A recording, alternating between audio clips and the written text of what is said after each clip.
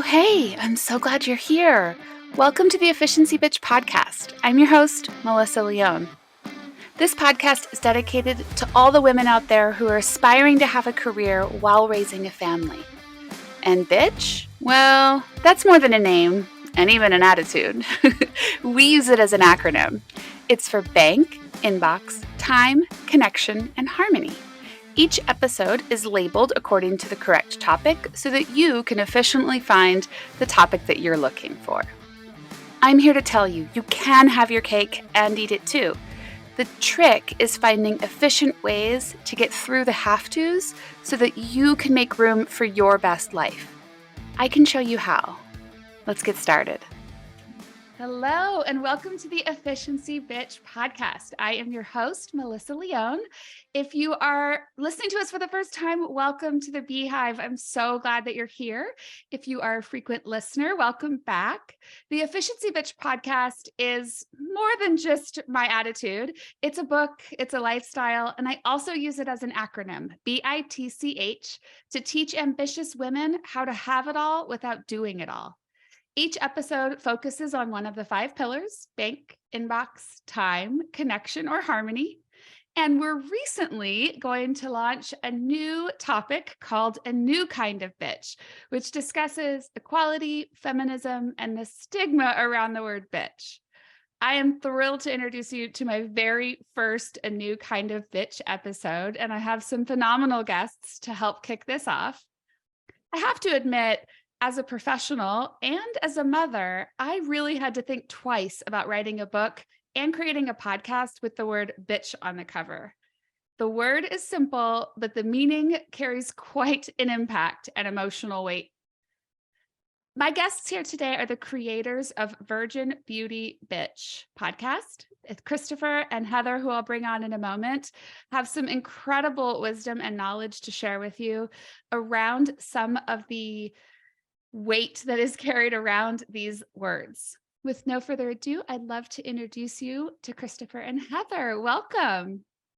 Oh, great to be connecting with you again. I'm so happy to have you here. So I was recently a guest on their podcast. We had an incredible time. And so I'm really thrilled to hear a lot about your story and learn about how this awesome podcast came to be. Would you like to share your story and tell us a little bit about you? Yeah, we're thrilled to be here. It feels like the stars aligned when we heard about your podcast and your book, because there was a lot of, creative brainstorming between Christopher and I when we were coming up with the title of our podcast. So I think in a very similar vein to what you've shared, that it's not an easy choice to make, to decide to put the word bitch into the name of, part of who you are and part of your branding and what you really want to bring to light. But we're so glad that you're doing what you're doing. And it's been such a, really remarkable journey to hear from so many women on our podcast around what that word has meant to them. Not just women, people of all genders and men, and how that word is changing, or how they've, repurposed it or reclaimed it in a way that is very meaningful in being able to stand up for themselves, in their autonomy, and yeah, in feeling empowered to not hold back from what you really want to put forward. So just to kick us off, we're really happy to find somebody who's so aligned with that vision and purpose. That's amazing. Thank you. I feel the same way. You kind of get that feeling whenever you say the name of your podcast or the book, and people kind of go, okay, like no one really knows if they're supposed to laugh, or it's always this kind of awkward, like, did she just really say that? Definitely. So how did this come to be? How did you all come up with this idea, and how long have you been doing it? I went to a seminar back in, 2018 or something like that, 17, 18. And this guy was talking about this thing called podcasting. I had no idea what he was talking about, but it sounded really cool. And I came home and I thought, I'm going to start a podcast. Before then, the past 10 years or so, I've been looking into this idea of what is feminine. And I've been working on that for years and years and years, reading and researching this content. Then mutual friend introduced me to this Heather person, and she was just as mad about learning about that word and understanding the concepts behind what that is that I was. It was like, boom, right? Like love at first sight. You just got each other instantly, huh? I love it. Exactly. And it seemed like the stars aligned. We were supposed to work together on this idea. And we thought about names. I throw names past Heather every week or so after we decided we're going to do this. And one day I sent these 3 words to her and sprinkled in a couple of other options that we could work with. Those were immediately dismissed, and it was virgin, beauty, bitch. And we started off because the words meant something to us that we didn't quite understand, but we know they were aggressive, kind of scratchy words that get people's attention. So that's what we were looking for. But as time went on and we started talking back and forth on the podcast about what these words meant, the meaning started to really infuse into us that these words represent 3 stages of every woman's life. You will go through these 3 stages, whether you want to, whether you choose to, it doesn't matter where you live, these words will impact your life in some way. So why not get to know how they impact your life and what you can do about it? That's basically how this all began between us. I just got chills. You're so right. Those 3 words impact you as a woman, regardless if you want them to or not. They're going to hit you. You're going to feel judged by them and maybe empowered by them, depending upon how they impact you, but they are going to impact you. That's amazing. I love that story. Thank you for sharing that. So how does the word bitch, what kind of emotion does that evoke in each of you? I mean, that's the kindred word between us. So I'm very curious about how you both feel about the word bitch. And also, what are you starting to see in this new trend of Karen? This seems to be the new way to call a woman a bitch. And I'm very curious about how others are taking that. Yeah, I feel that we've been on. I mean, for me, the initial reaction around the word bitch, like if I go far enough back to when Christopher and I were starting this, it was a word I've really struggled with. Largely because of how it's used against women, like subservient. If you're my bitch, talking to a guy or a girl, then you're somebody's, I don't know, somebody underneath you that you can boss around and will, do your bidding. And then I think we saw a rise, at least in pop culture, around bad bitch, right? Yeah. And there's a couple ways that I interpret those 2 words together. Because first is you're not being a good bitch, you're being a bad bitch. So you're not really subservient. Like a bad dog, not like good bad, but like you're a bad one. Yeah, exactly. And then of course the other one, like, she's so bad because she doesn't care what other people think about her. She doesn't care about these expectations that are put upon her. So being a bad bitch is not allowing what other people expect of you to rule you or be like the leading voice in the decisions that you make in your life. So that's where I started to reclaim the word, was through that change in pop culture. And since then, hearing from so many women on our show, what it's meant to them, and I've started to, touch on that more and more for myself. So many of them came to us to say, I love getting to know my inner bitch better.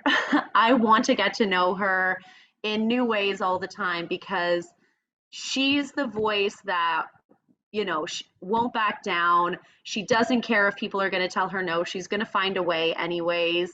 And, it's almost that even if somebody calls you a bitch, even if it is that derogatory way, they've just taken that to say, I don't see it as a bad thing. If you're thinking that I'm a bitch, it's because I'm being direct. I'm getting the things that I'm looking to get out of this. So if you're going to call me a bitch, Good for you. I don't take it as a diss. I'm taking it as, Yeah. I'm pushing some right buttons perhaps. Um, and I think it's going to continue to evolve for me, but to hear, with some of the people on our show, they've gone through hell and back again, as so many of us have in our own ways. And so to hear the power in their voice, where that they've been in places in their life where they didn't feel that they had a voice, or that they didn't feel that what they had to contribute to the situation mattered, and knowing their bitch helped them feel like what they contribute matters. Mm-hmm. I think for Yeah. men, bitch is it's a tool of power. It's a tool that it's a card I can play at any time to any woman at any time. And when a man uses it, it only has one basic reference, Mm-hmm. that you are below me. You are not human like me. But I see the struggle that women have with this word and being defined by it, and then trying to own it, trying to make it into something that is powerful for them. It's a dichotomy that's really disturbing, really. I don't know how you get men to change their perspective on that word, but women are left to struggle with it regardless, which is, to me, completely unfair, but is life fair? Mm-hmm. But it's just a form of power. Yeah. It's a symbol of power. Yeah, it's interesting. My children obviously all know this word quite well because it's plastered all over my house. But I'm fascinated by the way different areas of common culture accept this word. For example, we're big Survivor fans in this house. We watched Survivor last night. They said the word bitch on CBS primetime television. However, I can't run an ad on Amazon for my book because it has profanity in it. Meta originally, when I was creating my social media profiles, would not let me use the word bitch. That seems to have changed over the last couple of months because I'm not getting rejected anymore. I don't know if you all have tried recently, but I find it really fascinating that it's acceptable on television and on radio, but it's not acceptable in other areas. And I do feel that the needle is starting to move on the power of this word. Many women have taken it back. I know many women that won't read my book because the word is there, even though the book is nothing but positivity and encouragement to both men and women. But I do find it really fascinating that this word has such prickly edges, and there really aren't any other words like this. I mean, the other swear words mean what they mean, and that's what they mean, right? And sometimes they're used in other contexts, but like flip a bitch is a U-turn when you're driving. Like where did these words, how did they get all these silly idioms that come around with them, right? Or a resting bitch face for a woman that looks angry when she's not. It's such a strange piece of language. And I haven't completely unwrapped what it all means for me. Well, that's where it separates itself from a Karen. A Karen, I mean, it's pretty straightforward. It's one, one meaning. Yeah. Bitch is like universal, and it can be taken apart and applied to so many different things. Yeah. That's what but the word's been around since the Greeks, and before the Greeks. Yeah. The word in many forms have been around forever. So I can understand how it has taken on so many different personas and images and attitudes and et cetera, et cetera, et cetera, because they've been around for so long. I'm very interested to hear some of the research that you've done on the word. The furthest research I could find, at least dating into the United States, was during women's suffrage, when women were fighting for the right to vote, and they were referred to as bitches. What else do you know about the history of the word in modern North American culture? It's in modern North American culture. I would go back to Joe Freeman, that who really took the word with the bitch manifesto, empowered it. Yes, yeah, totally empowered it towards women and what it is that they mean when they use the word. Yeah. But before that, you have to go overseas. You'd have to go back to Greek culture. You have to go back to Nord culture. You have to go back to, I mean, if you go back as far as, was it Pandora, right? Pandora, even Eve, there were references to the word bitch and how those two women were described, and how they changed the world of men. And because the way they changed the world of men, they were bitches. So you can go all the way back to the Bible if you want to find this word and its influence. That's amazing. It's and to take words from your website, what I read was, we must understand how these three words, meaning virgin, beauty, and bitch, suppress, dictate, and suck the humanity out of women's lives. Like, Yes. It really, really, when you start to think about how it shaped us, whether or not we know, just is really profound. And I love the different stories that you're telling on your podcast, because it is telling stories of how women are, one, impacted by them, two, living through them and trying to change them, and seeing those evolutions all take place is really quite impressive. So As you're both talking, it reminds me of different aspects of language, like you said, Melissa, with how the word is used. And what really just came to mind for me was life's a bitch. yeah, Like, what a thing to say, right? This, you can't tame it. It's gonna throw whatever it's gonna throw at you. Yeah. Which is kind of spicy and fun for me, but it is meant to be, in a negative kind of derogatory context. But just also hearing Christopher speak, it reminds me of Artemis, because she's known for having all of her hounds, and that she never succumbed, if you want to call it that, to having like a male partner. She's like forever single and kind of just living life, being able to hunt for herself and then provide for herself, but that she's fairly shunned from the rest of the community because she's decided to, be so different. Yeah. It's so interesting to me. I think this word has a lot of history, a lot of power, a lot of vulnerability at the same time, to offer the next generation of women and men who are going to use it. I hope that my son grows up not thinking twice about the word, because his mom wrote a book with the word on the cover, and he doesn't see it as a derogatory term where he gets to, quote, suck the humanity out of women's lives. He better not ever do that. We're going to have a big problem. But it is amazing how fast 30 minutes can go. Let's do a couple wrap-up questions, and then I would love for you to share more about how people can get in touch with you. Because this is all about efficiency, and we are the Efficiency Bitch podcast, I would love to know areas that both of you feel you are most efficient. For me, it's when I'm creating, when I'm writing.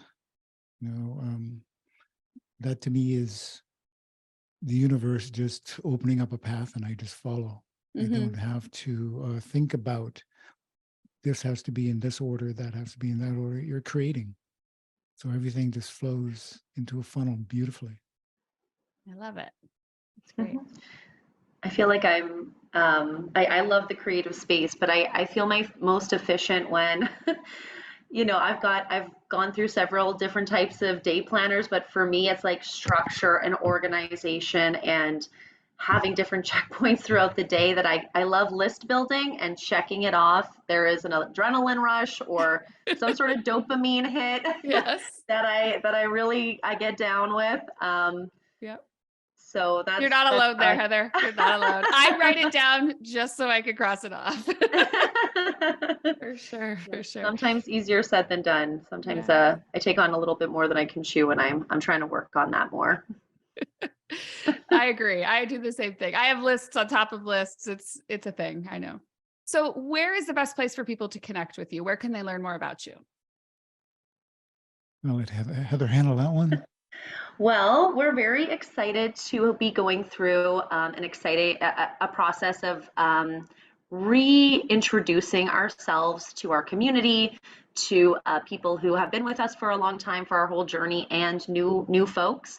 And we've been working with some really brilliant minds on the marketing and visual look of our website, our social media, and just how we show up in different spaces in order to engage with people who are passionate about understanding these words and what it means for the heart of our work, which is the question around what is feminine. Not in the way that it's been said in the past or through tradition or through the patriarchy, but really peeling back all those layers to figure out what it means to any gender for you individually as a person. So all that to say, our creative team has been working with us to showcase what that means. So we're very looking forward to showing our new website, but you can find us virginbeautybitch.com. So check us out there, and then on social media at Virgin Beauty Bitch. Excellent. I've seen your stuff with the exclamation point or a period in the word bitch. Is that still necessary for you on social media? Is it still that way? Yes. Okay. Yes. We'll make sure to put that the right way in the show notes so everyone can find you. Thank you, Christopher and Heather, for being here. It was an absolute pleasure to talk to you again. And thank you to the audience for listening. We are so glad that you're part of the Beehive. Please make sure you are following us anywhere you listen to podcasts, and join us next week for the next great conversation. Thanks so Melissa, much. thank you so much for having us. I want to do a quick shout out for my partner because he has an outstanding book. And if you like anything that has to be said about these three words and the research he's done into them, it is, I don't say this lightly, life-changing to read what he's put together on these three words. So I would highly recommend the book. And Christopher, you should do a little shout out for it. Yeah, just on let's Amazon, do it. right? Just Virgin Beauty Bitch. Amazing. And it's just, as you talk about research, it's basically going back to find out where these words began and the impact they have on the lives of humanity. That's amazing. I will read it myself. I'm looking forward to it. Thank you for sharing that. Thank you. All Thanks right. for having us. Absolutely. Until next time, I'm Melissa Leone. See ya. All right, that wraps it up. Thank you so much for joining us today. I'm so glad you were here and I'm part of the Beehive. If you are not part of our Instagram family, please come over and check us out at Efficiency Bee. Join in the conversation. I'd love to hear what you think about this new episode series and any other great guests you may have in mind.